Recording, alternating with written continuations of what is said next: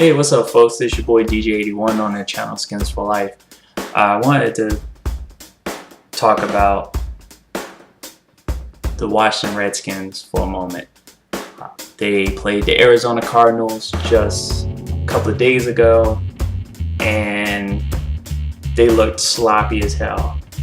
Lackadaisical coaching, or bad coaching, reared its ugly head and just flat out resulted in a embarrassing loss for the Skins and hurting chances of them with 4 games remaining to make a run for the playoffs. Now they currently sit a half a game out the final spot in the playoffs.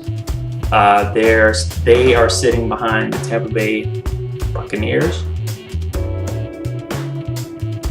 and after the game, Jay Gruden decided to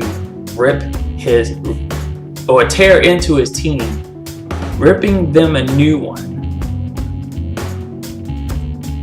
My issue with Jay as a coach has always been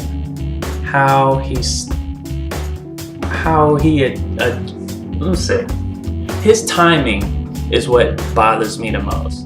His timing with when he makes decisions.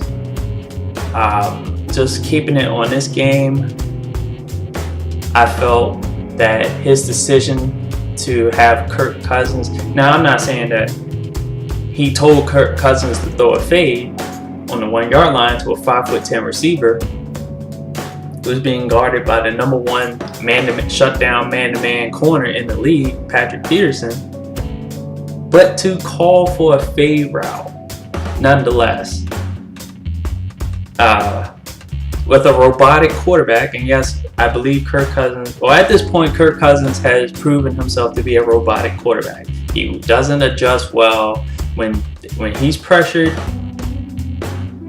He's horrible when he's pressured. He has to learn to stand in the pocket and throw the ball as he's about to get hit.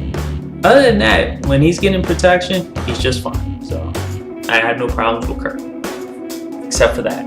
But back to Jay Gruden. So you yelled at everybody. You yelled at the team for a lackluster performance. Well, let's look at your performance, Jay, in this game. Players do need to be self-motivated. Their ego and playing on television in front of everybody and not wanting to lose should have a player motivated enough to just compete and show a better performance, or just show up better in the eyes of the fans, especially against a 4-6 team. And every now and then, coach needs to, kick you in the rear end just to get you refocused. I don't mind that he tore into his team. It's when he decides to do it. And this is what I mean. Your team's been performing bad since the first quarter. They've been showing a lackluster effort, even though they responded kinda in the second quarter.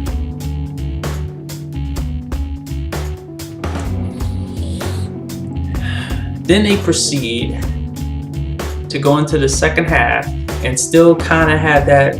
The defense was not there outside of Josh Norman. Other than that, they were kind of doing whatever. And you mean to tell me that halftime did you attempt to do anything to motivate the players? No. You wait until after the game, after all the shit has piled up, and then you yell at them, knowing that they're going to be off for the next few days. They don't play another game until next week. Don't you think that shit wears off? The sting of being yelled at wears off. in a couple of days. I bet you by tomorrow they're going to be practicing like you never yelled at them, Jay. You gotta yell at them at halftime when the game is on the line, when you can make a difference. Being a former player in those situations, I've always responded well to when coaches yell. I had a high school coach that in one game in particular, it was only one game, I remember he did this, and he's a great motivator, well-respected coach. But we had a game where we did not perform well. I got called for holding, and I played wide receiver, so it was obvious. I got yelled at specifically for this, but the team was not performing well at all. Even though we were winning, he didn't think that was good enough.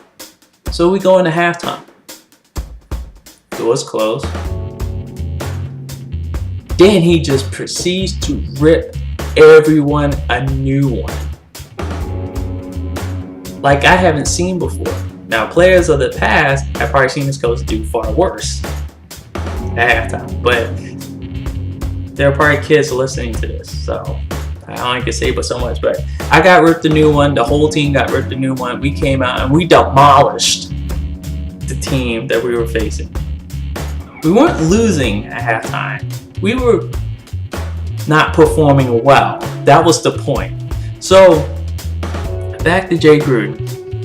Your team's not performing well. Don't you think you could take that shout match after the game and put it at halftime as the first sign of you making adjustments in real time? It's just a question I have. Do you have respect of the players that if you just yell at them at halftime, that they would respond to you? Maybe you don't have the respect as much as players say they have of you. I don't know. It's just questions I have. I think that kicking them in the rear end at halftime would have done better than after the game, because it only lasts but a few days. So if you do it at halftime, they can take it out on the Cardinals right then and there. You yell at them after the game, they're gonna take it out on each other. And we're not in training camp. Players are beat up. They need to take it out on the opponent when they have the chance right then and there. They're gonna take it out on the Eagles? They're not gonna feel the way that they felt at halftime against the Cardinals. That was the opportunity to yell at them, to tear them a new one so they can come out fired up. But you let them continue on there because you believe that they're supposed to motivate themselves all the time. You're about 80% correct. They are supposed to be self-motivated, but they were not. You have to deal with reality.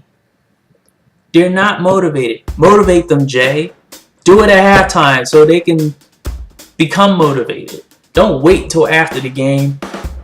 It's like punishing a kid. It's like for those parents. Your kid does something wrong. They broke a rule of the house, whatever. You wait 2 or 3 days. Then you're like, you know what? You're grounded. What is that kid really learning?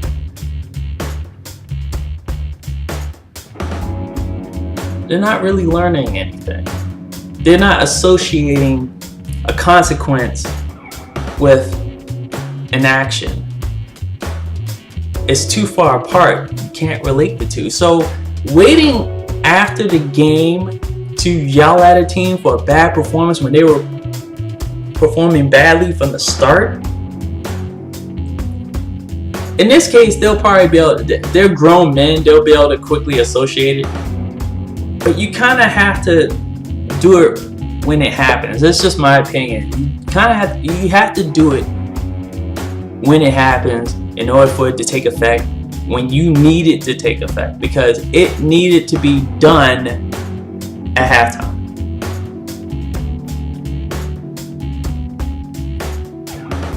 And that's it. Other than that, I hope this team goes on a 4-game win streak, or at least takes 3 out of 4 for Tampa Bay loss here and there. Just one Tampa loss.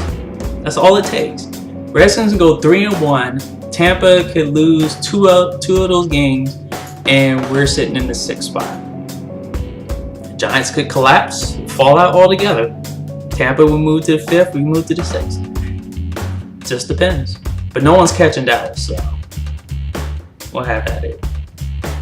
Alright, sorry this was long, but I had to get that rant off because it really did bother me that Jay's timing always tends to be off, in my opinion. So, again, it's your boy DJ81 on that channel, Skins for Life. Go Skins. Let's get these final 4 games. And let's make the playoffs.